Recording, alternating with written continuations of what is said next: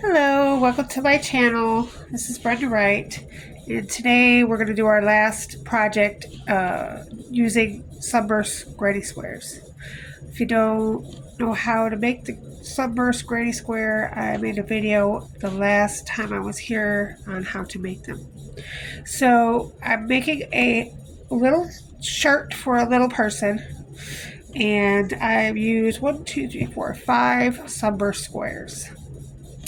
And today I'm going to show you how to do an invisible join. I'm going to show you how to put the little straps on the shirt to tie it on the child. I'm going to show you the flat slip stitch, which is how we put all the squares together. And fringe. I'm going to show you how to put on fringe. So 4 things in today's video. Okay, let's get started. Okay, so I have my sunburst square already made, and I've used cotton yarn and I use a F hook. Now I'm at the very last stitch, which is a half double crochet, and how you would usually join is you would chain 1 and then you would go into the top of this chain 3 right here and pull up a loop and pull through the chain 1, then chain 1 and tie it off. So instead of doing all that, we're going to do an invisible join. So we're on our last stitch, we're going to chain 1, we cut our yarn, and we're going to pull it through. Then we're going to take our needle, our darning needle, we're going to do the invisible join. So right here is chain 3, 1, 2, 3. So you don't want to go into that stitch, you want to go into this stitch right next door to it. So skip the chain 3 and go to the next stitch and go from behind through both the whole entire V stitch from behind and pull it closed. And then the chain 1 that you just made before you did that, go through the front. And there you have it. That is how you do an invisible join. I'll show you one more time before I close it up. Just to make sure you got it. Alright, so we're doing our last half double crochet on our sunburst square. So we do that like normal. Then we're going to chain 1 and pull the yarn through, cut it and pull it through. You're going to put it on the darning needle. You're going to skip the first chain 3, 1, 2, 3, go to the top of chain 3 and go to the next stitch. And go from behind through the V stitch, through that V stitch, pull it, and then the chain 1 that you started in the beginning, you're going to go through the front to the back of that stitch, V stitch, and close it up. And it looks like that. You don't have a knot there, it's just another chain. And what happens is the chain went over the chain 3, so it just looks like every other stitch. So when I get to the back, we're just going to tie it in. I just go to the chain 3 and stick my needle in the chain 3 a couple of times, back and forth, like this. And then of course you're just going to tie it in. So I go through all these spots because there's a bunch of them, so it's easy to tie in there. And you just go through there and tie it off. Okay, so that's how you do the invisible join. Then we're just going to cut all our loose ends off.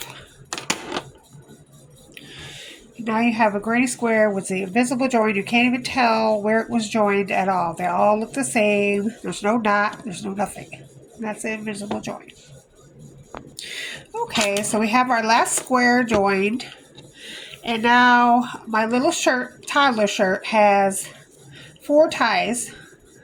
So I'm going to go through how to make a tie with you. You do your slip knot.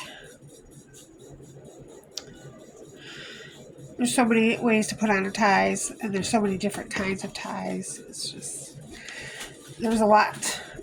But this particular day and time, we're going to go through the front, take our slip knot, and pull it through our little corner hole there, and chain 50. Now, you can chain as much as you want, depending on how long you want your tie. I just want 50. So I'm going to chain 50. Okay, I have chained 50. It's already attached at the bottom there. I showed you how to attach it. And then you do your chain however long you want it. I've got 50.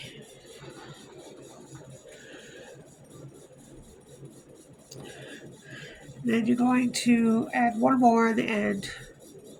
You always plus one, because you're going to skip that first one when you go back. You're going to go back now, and you always skip the first one. So you add the extra, so the skipped one, to make up for the skipped one.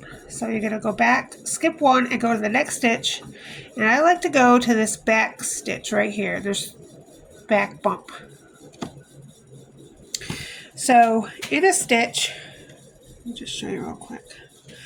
You have the V part in the front, this part here, V, and in the back, you have one little bump in the back. And I'm going to go in that bump in the back.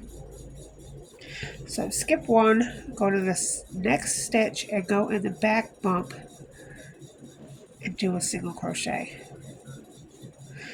And then I just do that all the way back down. In the back bump, do a single crochet. Just in the back bump, do a single crochet all the way back down. So I'll see you on the bottom. Okay, so I'm at the bottom of the row. This is what the strap looks like. And the very last stitch, I'm just going to go into this space, pull through, and pull through, and do a slip stitch into the space. And then I'm just going to chain one and cut the yarn and tie it off. And so you have two little yarn tails that you have to weave in. But anyway, that's how you attach the strap. Okay, so now I have what I made my granny square with, this outside yarn I have here in my hand. I'm going to join this granny squares together using the flat slip stitch. So make yourself a slip knot.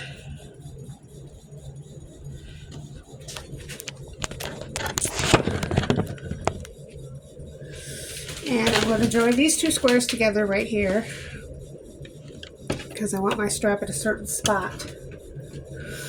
So have your slip stitch on your needle, and these two little stitches on the corner where the space is, go to the second one and go to the back. Go down to the back. And I want this yarn to be underneath. So go down, and then the square that I am attaching it to, I'm going to go to the same exact stitch, the second one, and go down into the back stitch only. So both places go to the back stitch only, and then pull your yarn through 1, 2, and 3 loops on the hook, and that makes a slip stitch. And then you're going to go all the way down the square just like the same way. So in the back loop of 1 down, and then into the back loop of the 1 down, and go through all 3 loops on the hook. Then go to the next. Down, 1, down on the back loop only of the second one. Pull your yarn through 3 loops. And you're going to do that all the way down until the end and tie it off at the end. Okay, so I'm at the very end, and I'm going to end in the same spot as I began, in the space in the first loop. I'm just going to chain 1 and tie it off. So that's all done. So this is what it looks like when it's done. You can see the slip stitches that you made. It's pretty. And that's how you do the flat slip stitch to join squares.